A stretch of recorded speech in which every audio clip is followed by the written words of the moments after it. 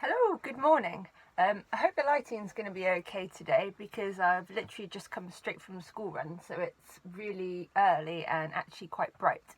Not used to seeing me in full bright natural light, but and more importantly, I hope you can see the books okay. But today we are here for a book haul. I've had quite a lot of things sent to me, different things that I've bought, different things I've been asked to look at, so I thought that I would share it with all of you guys because that's what we do, isn't it? That's why we're here. So the first thing that I have been sent, which is something for review, is this beautiful looking book called Weed by Joseph DeLacy. This has come from Horrific Tales Publishing. I've got quite a few of their books here and they're all absolutely gorgeous. This one comes out sometime next year, but I've been given an ARC for review, so I will just read what it says on the back. Fortescue Hall, the palatial, stately home of Lady Cynthia Fortescue and the hub of her global business empire. The hall is a pressure cooker, simmering with the secret resentments of abused staff and her rival sons, Jacob and Herbert. On her birthday, Jacob and Herbert vie for their mother's favour with lavish gifts, one of which is a rare and unusual seedling. Pincher, her ladyship's cannabis-cultivating head gardener, is fascinated by the new plant, but it goes missing before he can inspect it more closely. Then people start disappearing. So that sounds awesome. And I've heard it described as Downton Abbey mixed with The Thing. That sounds absolutely awesome. I know that Graham from Horrific Tales is also looking to see if any other reviewers would like to receive an ARC, so I will make sure that I pop a link down below. So that if you are interested in getting an early copy of this for review, then you can speak to Graham directly. So that's the first one. Now it looks beautiful to add to my Horrific Tales collection. The next ones I've been sent for review, and I'm so grateful for this and so excited and also annoyed because I now want to read all of these and I have shelves and shelves of things already, but they just look so amazing.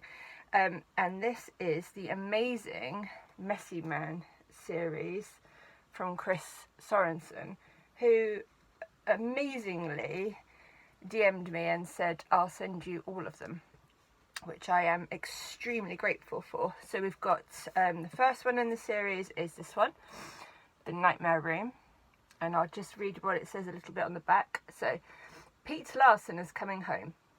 New York audiobook narrator Pete Larson and his wife Hannah head to his hometown of Maple City to help Peter's ailing father and put recent tragedy behind them. Though the small Midwestern town seems an idyllic place to start afresh, Peter and Hannah will soon learn that evil currents flow beneath the surface. They move into an old farmhouse on the outskirts of town, a house purchased by Peter's father at auction and kept secret until now, and start to settle into their new life. But as Peter sets up his recording studio in a small basement room, disturbing things begin to occur. Mysterious voices haunt audio tracks. My favourite word. Malevolent shadows creep about the house. I can never say it. And when an insidious presence emerges from the woodwork, Peter must face old demons in order to save his family and himself. Okay, so it's blurbed by Hunter Shea. Amazing. And I've seen both Hunter and Cameron absolutely rave about this series. So that's the first one. The second one is called The Hungry Ones. Just look at the cover on that. I'm not going to read the blurbs of these because it will give stuff away. And I don't want to know either. And then the final one is the actual Messy Man of the Messy Man series. Amazing. So they look fantastic and I cannot wait to get to them, but I have priorities. I have things I must read first. That's what I keep having to tell myself. Okay. Things I have also been sent. My friend David Green sent me this. Now, just look how diddy that is. If I put it next to just the Messy Man one. Look, it's so teeny. And I believe this is called a novelette when it's this big. Okay, so this is called Dead Man Walking. This has been put out by Black Hair Press, and I've actually read this. I beta read it for David a long time ago, and it is it's like supernaturally a detective that can see demons and all that kind of stuff. and it's really cute and a really short read, obviously. And he signed it and sent that one for me as a gift. So thank you, David, for that one. Okay, so then I have got some books that I've bought. So the first book that I bought, just because I wanted it, I've got it on ebook anyway, but when you see the cover you'll realise why. It's this beauty, Mail Order Massacres by Hunter Shea. So you can get, ebook wise, you can get all three, because there's 3 stories in this one, you can get all 3 separately or together. The book's obviously got all 3 of them. We've got Just Add Water, Optical Delusion and Money Back Guarantee, and they are pure Hunter and absolutely bonkers and hilarious. They're based on, so the comic books that you used to get that had the things like the X-ray glasses and the sea monkeys and all of those kind of things on the back, they're based on those stories. Whereas What If They Really Work, but obviously things go a little bit awry. And they are really, really good fun. I mean, it's Hunter, so you know that they're going to be A-class. And I really enjoyed them on ebook, but I just had to have this beautiful cover, because look at it, to add to my paperback Hunter collection up there. So I treated myself to that one. Then I treated myself to a few other things, because that's what we do when we love books, don't we? So my friend Ross Jeffrey, who lives not too far from me, I'm in Swindon, and he lives down in Bristol, he's just put a new book out called Tome. You have probably seen this one reviewed on many different booktube channels and whatnot, Juniper.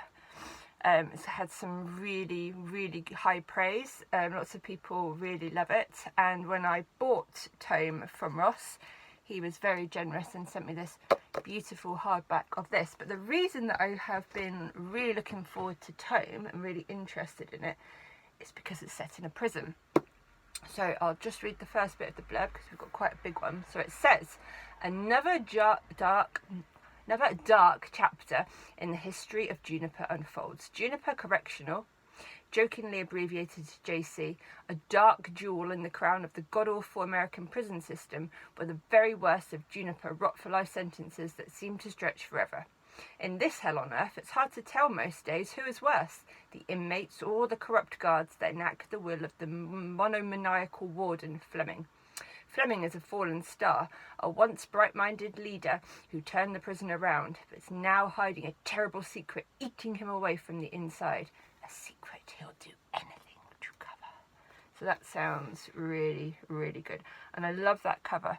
Can you see there's like the hand trying to get out? So cool. And because I bought this one directly from Ross, could have thrown it to me from Bristol. He's signed that one. Janine Enjoy the Nightmares, which is very nice. And he also signed Juniper for me, which always, it doesn't make a difference. Oh, and this one says, thank you for all the support, you're a star. So I really appreciate that. I know that not everybody can send out books, and that sometimes the shipping is horrendous in itself and all of that. But when I get something, whether I've paid for it or whether it's been kindly sent to me, when I get something and it's signed, it just means so much, especially when it's a personal message. I just appreciate it so much. He also sent me some beautiful bookmarks. There's a couple of them there, and then some of them are so gorgeous I've actually just put them up onto here because they are just stunning. I mean, that artwork on there, and they're from Storgy, so thank you very much for those. Okay, last 2 things to waffle about. Okay, so these are 2 special books, and there's a reason why each of them are special. So I bought these, and the first one is this 25 Gates of Hell. And if you look at that amazing list of authors, there are 25 stories in here. That's just a few of the amazing authors. It says, once in another age, the gates that guard the fiery inferno that is hell creaked open in the dark and unleashed upon this earth every drop of terror that could be wrung from beyond them. A group of storytellers banded together to chronicle the tsunami of evil that ensued. Their scribblings depicted events so horrific the manuscript was hidden away. Now you, dear reader, you seem to have stumbled upon it. You must reap what you have sown.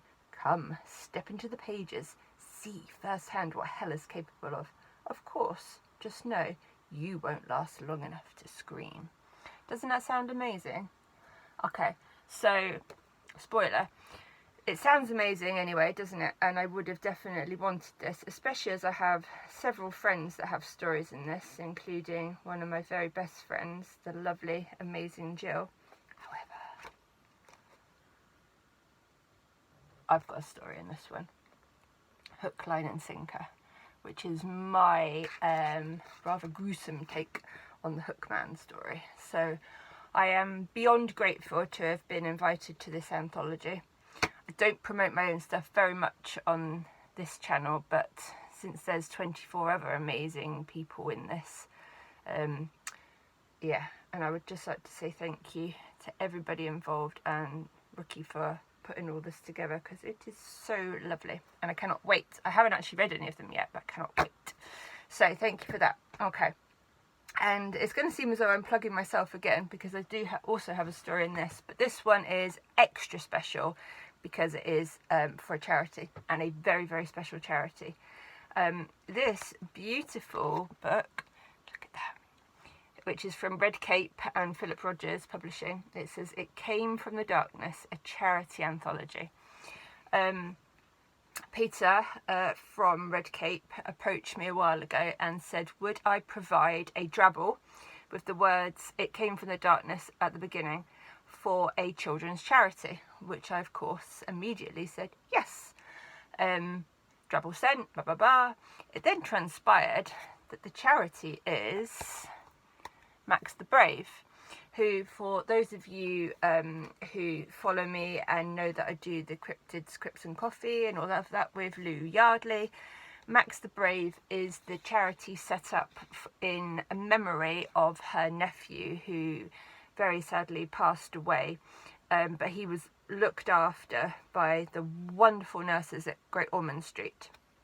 And her amazing sister and family have set up this charity, Max the Brave, in his memory, to raise money to help other children at Great Ormond Street, which just, as a mum myself, just, yeah, I don't need to say anything else. Okay, so this is an amazing little book. It's not very long, but it is filled to the brim. I mean, the TOC is like 4 pages. You've got all of it, because you've got artwork and drabbles and poems and all sorts of stuff in here.